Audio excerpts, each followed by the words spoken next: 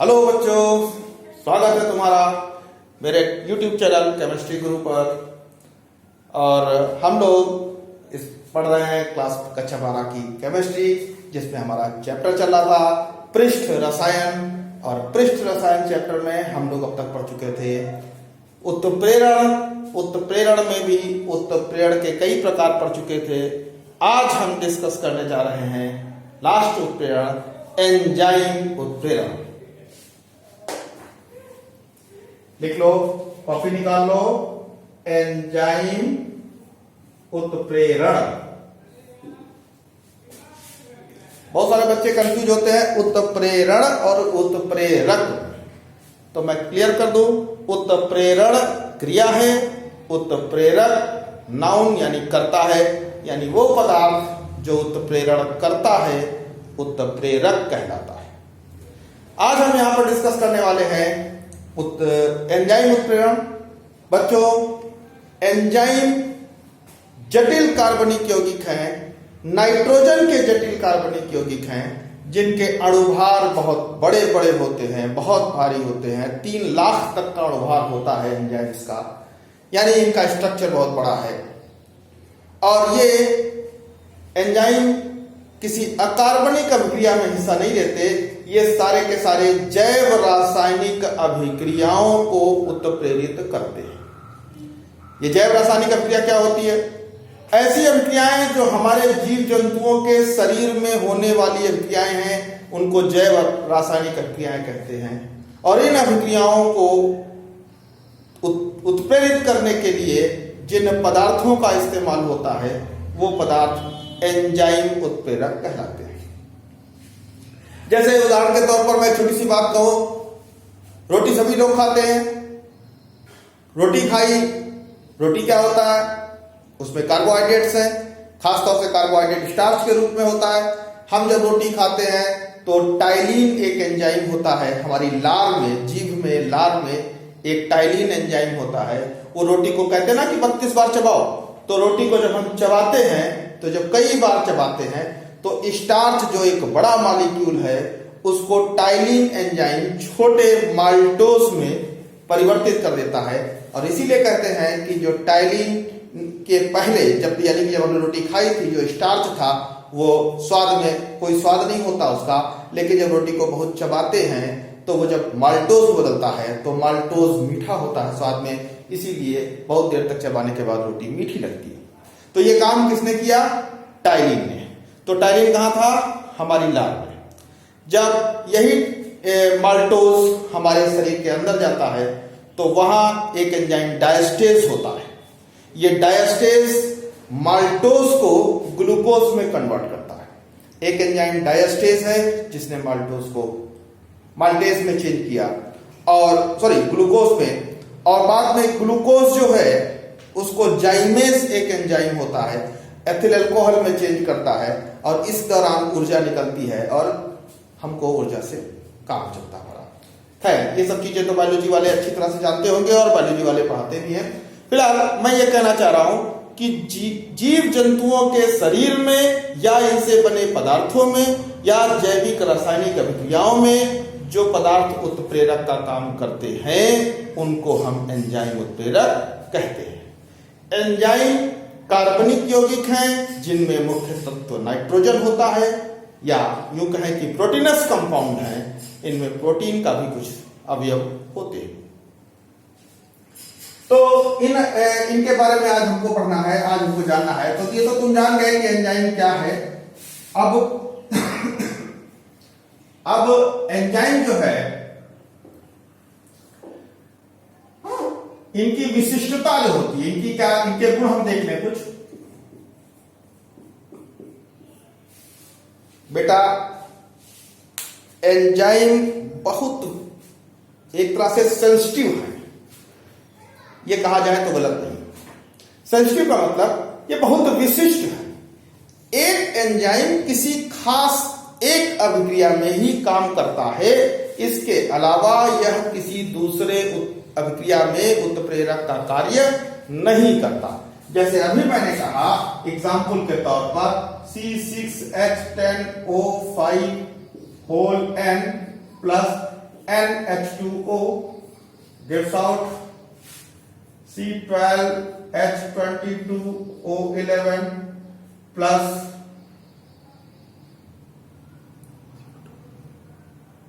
ये।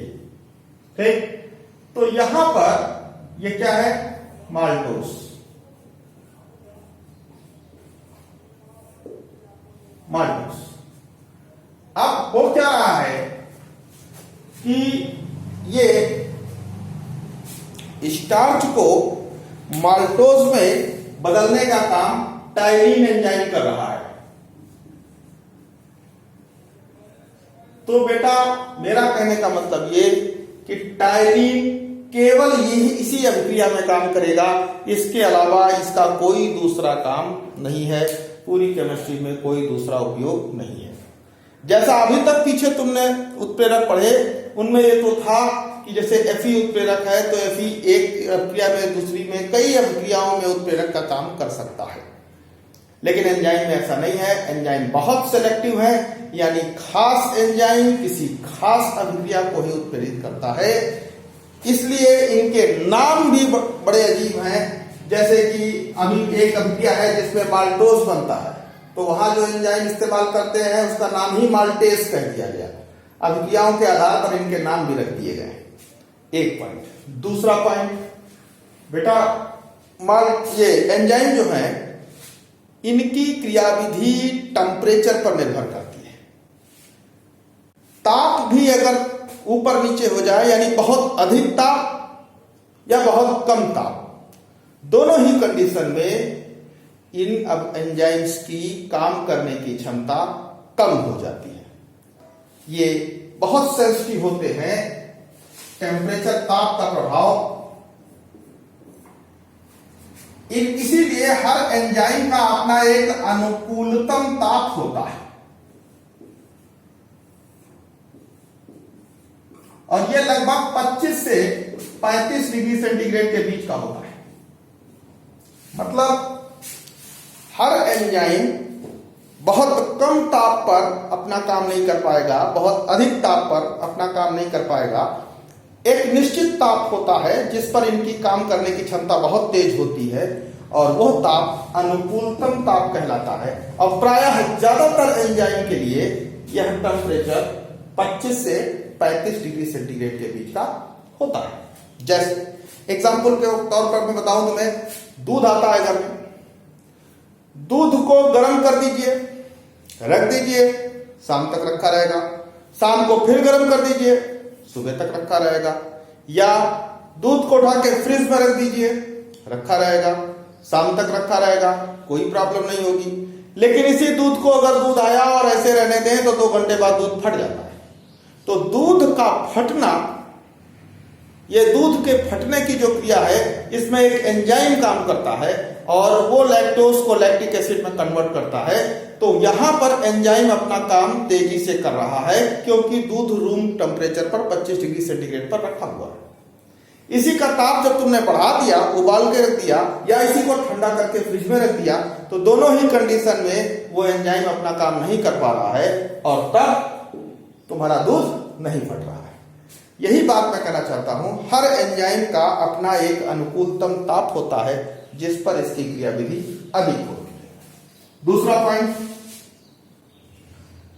अम्लता या क्षारकता या पीएच मान कहें।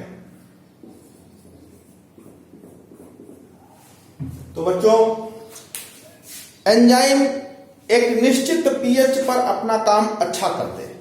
बहुत ज्यादा पीएच मान हो किसी विलयन का, या बहुत कम पीएच मान हो, हिंदी में समझाए केमिस्ट्री की भाषा छोड़ के, बहुत ज्यादा अम्लीय माध्यम या बहुत ज्यादा क्षारीय माध्यम, दोनों ही परिस्थिति में एंजाइम अपना काम नहीं कर पाते, या उनकी काम करने की क्षमता बहुत कम हो जाती है।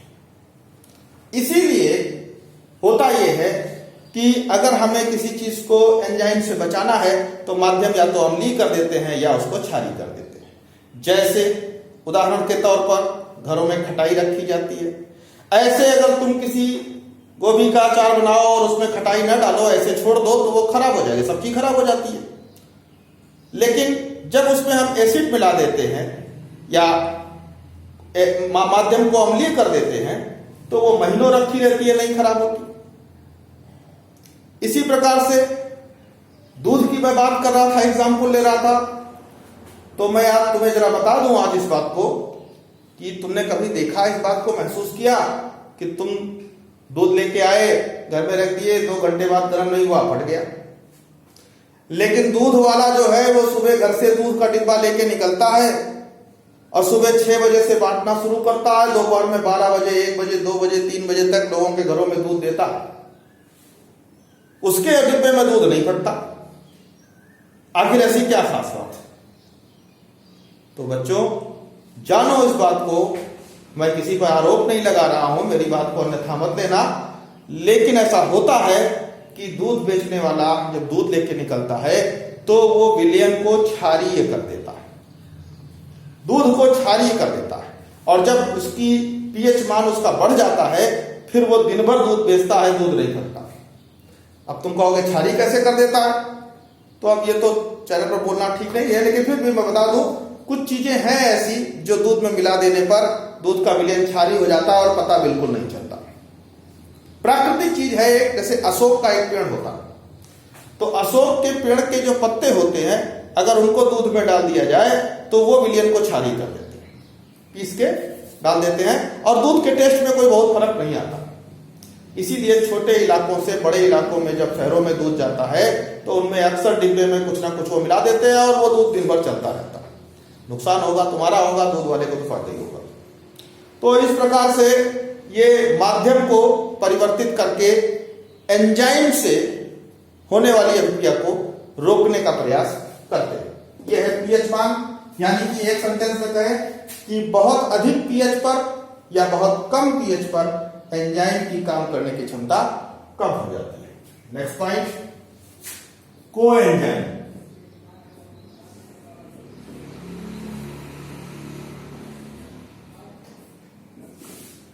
बच्चों बहुत से ऐसे पदार्थ हैं, खासतौर से आयन है, अमोनियम आयन है, कोबाल्ट है, या इसी प्रकार से कुछ आयन्स हैं, सोडियम आयन है, जिनकी प्रेजेंस में एंजाइम की कार्य करने की क्षमता बढ़ जाती है।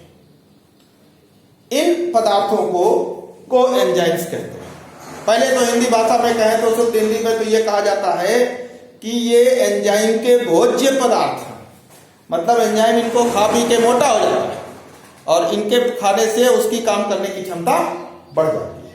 तो ऐसे पदार्थ जिनकी उपस्थिति से एंजाइम की क्रियाविधि बढ़ जाती है वो कोएंजाइम कहलाते हैं। क्लियर? कोएंजाइम्स ये हुए। और इसी के साथ एंजाइम्स के सामान्य गुणों के बारे में मैंने तुम्हें बताया। ये है एंजाइम के सामान्य गुण। अब हम यहां पर डिस्कस करने जा रहे हैं कि एंजाइम आखिर अपना काम करते कैसे। जैसे हमने पढ़ा था अभी आज सिद्धांत के तौर पर कि उत्प्रेरक के काम करने के सिद्धांत या उत्प्रेरक के सिद्धांत, तो उसमें अधिशोषण का सिद्धांत एक था। लगभग वही सिद्धांत तो मिलता जुलता यहां भी है, लेकिन उसे थोड़ा सा अलग है।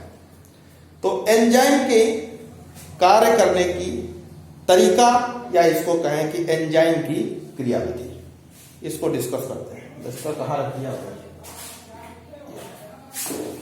तो बच्चों देखो, एंजाइम की क्रियाविधि, कॉपी कलम निकाल लो, एक छोटा सा चित्र बनाना पड़ेगा।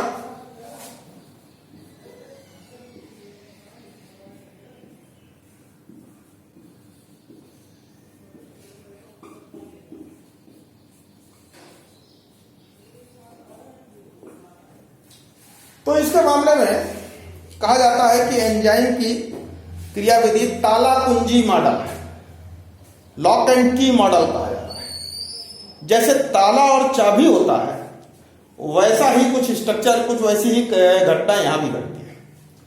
कहते हैं कि एंजाइम चूंकि एक बड़ा मॉलिक्यूल है, उसका अपना एक निश्चित आकार होता है। मान लिया यहां पर एक एंजाइम है, ये इसकी डिजाइन कुछ, इसका आकृति कुछ इस प्रकार की, एक आकृति है इसकी अपनी एक संरचना है।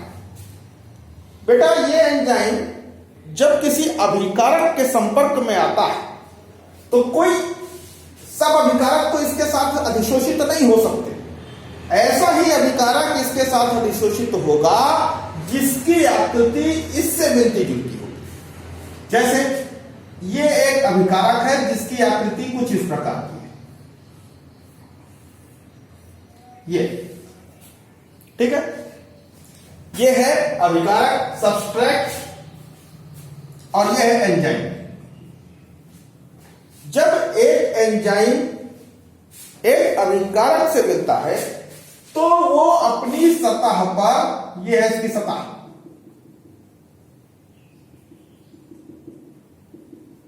इस सतह पर अभिकारक को चिपका लेता है, एक तरह से जुड़ जाता है। ये जुड़ने के बाद कुछ इस तरह से बन जाएगा। ध्यान से देखना जरा स्ट्रक्चर, कुछ ये एंजाइम है, ये सबस्ट्रेट। एंजाइम और सबस्ट्रेट आपस में मिलकर एक माध्यमिक बना लेते हैं, इंटरमीडिएट बना लेते हैं इस प्रकार से, और बाद में यही एंजाइम इसको छोड़ देता है, और जब छोड़ता है तो उस वक्त इसके दो टुकड़े कर देता है। नीचे मान लिया यहां पर बल कम लग रहा है, यहां पे बल ज्यादा है, इसे यहां के बीच में आकर्षण ज्यादा है, यहां के बीच में आकर्षण कम है, तो जब ये इसको छोड़ेगा तो यह हिस्सा पहले छूट जाएगा और यह हिस्सा बाद में, और तब तुम्हें देखोगे कि एंजाइम का जो संरचना थी वैसे ही प्राप्त हो गई, लेकिन ये जो था पदार्थ,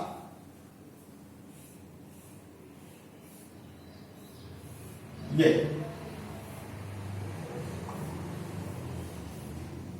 अभिकारक दो हिस्सों में टूट गया और ये बन गया प्रोडक्ट P1 और P2।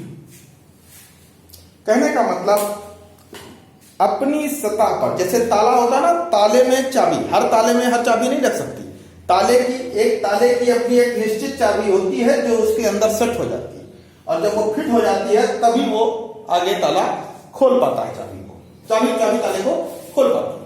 तो कहने का मतलब ये कहा जाता है एंजाइम के बारे में कि एंजाइम्स ताला चाबी मॉडल की तरह काम करते हैं। एंजाइम की सतह पर एक विशेष प्रकार की आकृति होती है और उस सतह पर वो विशेष प्रकार के पदार्थ को, जिसकी संरचना उससे मिलती जुलती हो, केवल उसको अधिशोषित कर लेता है, और इसके बाद तब जाके वो मॉलिक्यूल्स को तोड़ पाता है, बड़े मॉलिक्यूल को छोटे मॉलिक्यूल में तोड़ पाता है। इस प्रकार से एंजाइम बड़े मॉलिक्यूल को तोड़कर अपघटित करके नए पदार्थ बनाते हैं। ओके, तो उत्प्रेरण में लास्ट यहीं पर है, इतना ही था। ये उत्प्रेरण खत्म होता है। ठीक है बच्चों, मेरे इस चैनल को देखते रहो, सब्सक्राइब करो, आगे बढ़ाओ, और कोई दिक्कत हो, कोई नया बात समझ में आए तो पूछते रहो। ओके।